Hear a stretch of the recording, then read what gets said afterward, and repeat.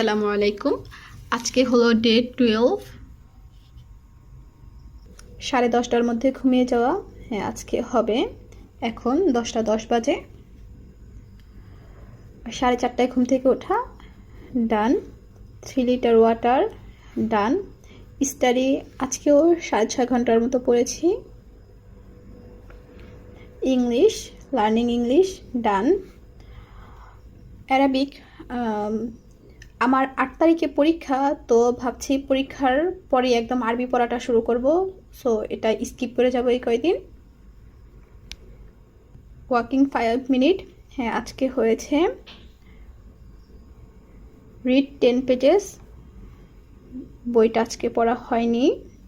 Body movement, হ্যাঁ আজকে stretching করেছি আধা ঘন্টার মতো। মেসেজ, ডান। নো জাঙ্ক, আজকে ভাজা পুরি অনেক খাওয়া হয়েছে, তো এটা ক্রস।